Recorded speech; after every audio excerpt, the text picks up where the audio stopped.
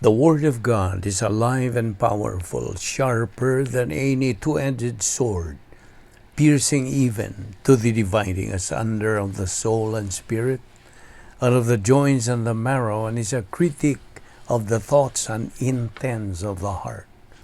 All Scripture is God-breathed, and is profitable for doctrine, for reproof, for correction, for instruction in righteousness, that the man of God might be mature, thoroughly furnished unto all good works.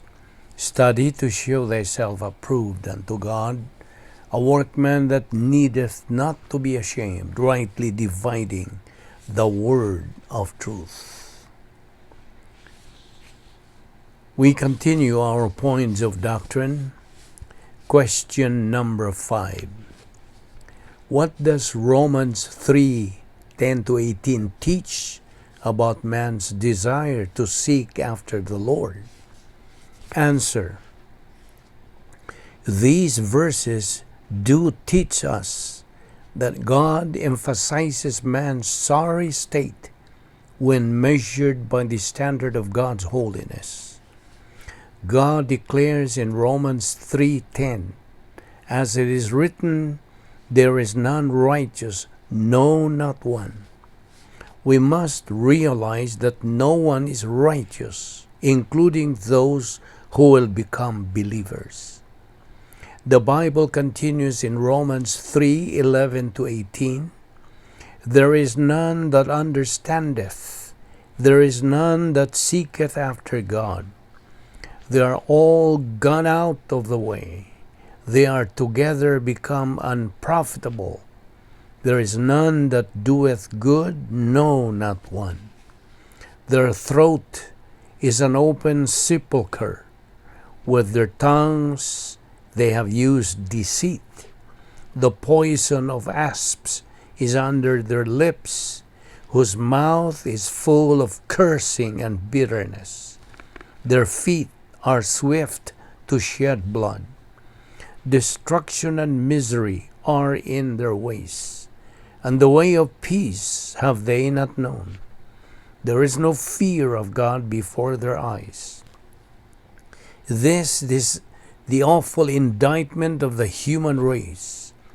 God shows us what miserable sinners we are compared with the holiness of God. He shuts the door on any possibility that anyone of his own free will can turn to God when he says, there is none that seeketh after God. God describes man as a desperate sinner, one who is spiritually dead. His throat is an open sepulchre, that is, all the words of his mouth proceed from a grave of decaying flesh. It is an ugly statement, and it declares our spiritual deadness. How can it be said that anyone can or will turn to God of his own free will? It is God's truth that says we are spiritually dead before we are saved. We are so depraved in our nature that we would never seek him of ourselves. Question number 6. What does the resurrection of Lazarus illustrate? Answer. First of all, our Lord Jesus Christ declares in John 6:44, no man can come to me except the Father which hath sent me draw him, and I will raise him up at the last day. The word can in this passage is a word that signifies that no one has the power to come to Christ.